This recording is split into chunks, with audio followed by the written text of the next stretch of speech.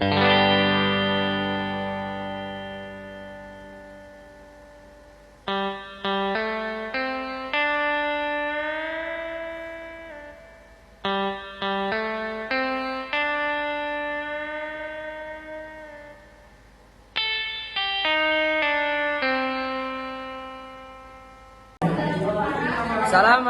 warahmatullahi wabarakatuh. Izin memperkenalkan, nama saya Farhan Haji Nurdin. Saya adalah Nurul Ihsan. Nah, saya di sini akan membuat tugas video UAS matkul hadis, yaitu tentang poin-poin zakat, infak, dan sodako. Ya, mari kita mulai. Awal dari pembahasan ini akan dibahas oleh Bunda Dara. Ya, poin-poin hadis mengenai zakat, infak, dan sedekah. Kita membahas dulu mengenai zakat. Zakat itu adalah harta tertentu yang wajib dikeluarkan oleh seorang muslim untuk diberikan kepada yang berhak menerima. Zakat berbeda dengan infak. Jika zakat adalah harta yang dikeluarkan oleh seorang muslim untuk diberikan kepada yang membutuhkan, lalu infak itu harta yang dikeluarkan sebagai harta untuk kepentingan yang diperintahkan dalam ajaran Islam. Itu mengenai zakat dan sedekah, zakat dan infak. Selanjutnya ada pengertian sedekah. Kalau sedekah cakupannya lebih luas, yaitu mengenai tidak hanya materi tetapi juga non materi. Maksudnya itu senyum itu juga bisa terbilang sedekah, menolong orang lain itu juga terbilang sedekah. Lalu ada macam-macam zakat. Secara garis besar, macam-macam zakat ini dibagi dua. Ada zakat fitrah, lalu ada zakat mal. Apa itu zakat fitrah? Zakat jiwa yang dikeluarkan pada bulan Ramadan. Lalu zakat mal itu adalah zakat harta. Zakat harta atau kekayaan seperti emas, perak, perdagangan, pertanian, seperti itu. Lalu kita akan membahas mengenai kedudukan zakat. Kedudukan zakat itu dalam rukun Islam ada di poin ketiga, yang merupakan kewajiban seorang muslim.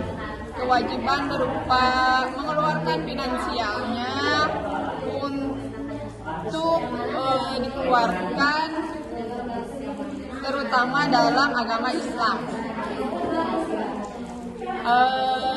Adapun tentang kedudukan zakat ini ada dalam hadis Bukhari dan Muslim, yaitu Islam dibangun atas 5 perkara. Syahadat bahwa tidak ada Tuhan selain Allah dan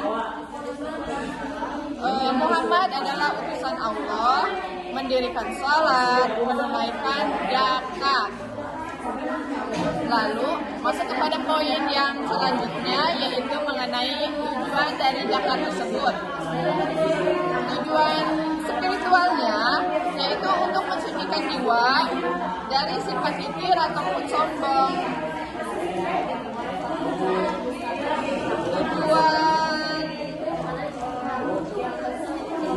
Dalam hadisnya itu, zakat itu diambil dari orang kaya di antara mereka dan diberikan kepada orang-orang yang fakir di antara mereka, menurut hadis riwayat Bukhari.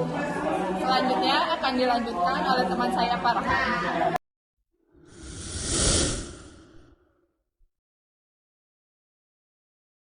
Lanjut.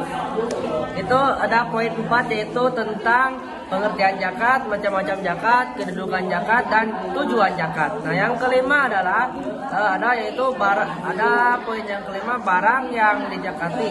Ada barang yang dizakati. Nah, ini wajib tahu ya, apa aja barang yang wajib dizakati itu. Nah, ada emas, itu dari zakat mal, emas, perak, binatang ternak, seperti unta lah, sapi lah, kambing lah, dan atau hasil pertanian kita ya. Bisa dari biji-bijian atau buah-buahan serta harta perniagaan. Nah, ini juga terkait dari hadis yang diriwayatkan oleh Abu Daud ya, yang dimana jika engkau memiliki 200 dirham ya dan telah berlalu 1 tahun haul ya, maka zakatnya ada 5 dirham. Begitu ya dijelaskan oleh hadis riwayat Abu Daud. Selanjutnya juga ada poin yang ke-6, sasaran zakat. Nah, kita harus tahu dulu sasaran zakatnya. Sasaran zakat itu adalah berdasarkan Quran surat At-Taubah ya, yang ayat 60 itu ada 8 golongan yang harus kita sasaran zakat itu yang harus kita dijakati, 8 golongan itu ya. Dalam Quran surat At-Taubah ayat 60 dijelaskan, yaitu ada asnaf. Asnaf itu fakir, miskin, amil, mu'alaf, rikob, dan hamba sahaya, gorib, orang yang berhutang ya, gorib itu yang berhutang, dan fisabilillah ya, ibnu sabil ya, fisabilillah ya. Yang terakhir itu fisabilillah, itu ibnu dan ibnu sabil. Nah, dari 8 golongan itu lanjut kita sudah tahu gitu yang mana yang harus dijakati itu, yang dijakati itu ada 8 golongan. Nah, yang selanjutnya itu ada juga poin yang ke-7 itu cara membayar zakat. Jadi kita harus tahu cara membayar zakatnya. Pembayaran dilakukan setelah mencapai nisab ya, batas minimal harta dan haul pada kepemilikan ya selama 1 tahun hijriah. Jadi harus mencapai batas nisabnya ya, dan harus batas minimal hartanya itu harus mencapai haulnya dulu gitu, baru bisa dijakati gitu selama 1 tahun hijrah, kecuali untuk pertanian yang dibayar saat panen. Kalau pertanian itu bisa jadi zakatnya itu ketika kita panen ya. Kalau kita taninya nggak asa-asa, bandar lah taninya itu ya. Itu kalau bandar kan nggak asa-asa gitu, kita panennya itu nggak sedikit, banyak. Nah, jadi perbanyakan itu kan pasti ada nisab dan awalnya, kita harus bisa menjakatinya dari sebagian yang kita tanam itu. Nah, yang selanjutnya itu ada cara membayar zakat. Nah, ini cara membayar zakat kita harus yang selanjutnya ada dampak zakat dan problem kontemporer. Nah, itu yang selanjutnya, yang poin terakhir. Yang tadi itu cara membayar zakat itu ada dari hadis yang terkait dari hadis riwayat Abu Daud dan Ibnu Majah yang berbunyi yaitu laisa fi mali zakatun hatta yaula alaihi haul. Nah, tidak ada zakat pada harta, nah sehingga berlalu masa 1 tahun atau haul. Nah, gitu ya. Jadi tidak ada zakat pada harta sehingga berlalu masa 1 tahun haul. Jadi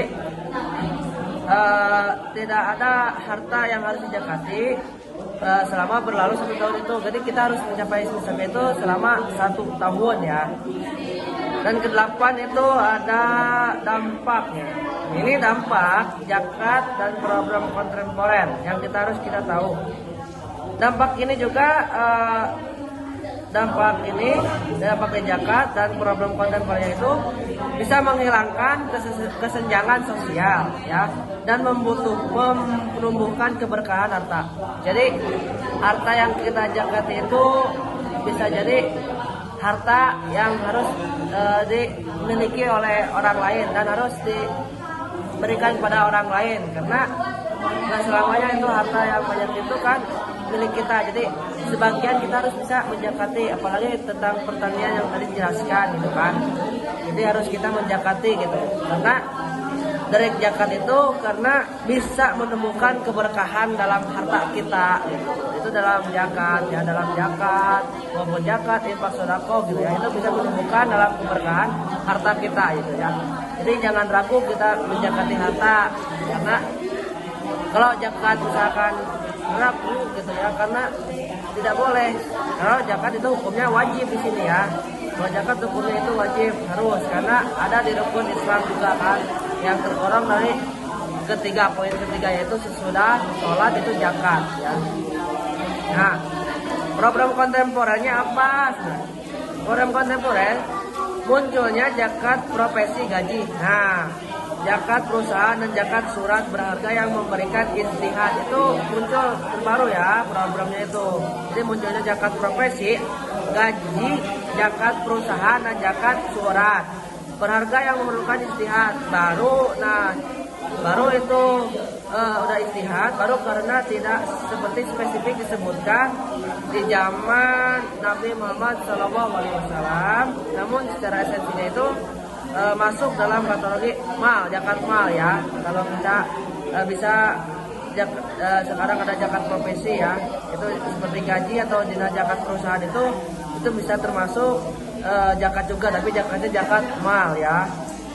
Mal nami harta yang berkembang. Nah, cukup sekian presentasi saya dari kita berdua mengenai zakat, infak dan sedekah ya. Mohon maaf bila ada keliruan atau banyak kesalahannya, kita juga masih belajar bersama-sama ya. Bila ada manfaatnya itu mungkin suatu taufik dan hidayah bagi kami dan bagi kalian semua yang melihat video ini dan mendengarkannya ya. Mohon maaf, cukup begini saja dari materi kami. Wabillahi taufiq wal hidayah. Assalamualaikum warahmatullahi wabarakatuh.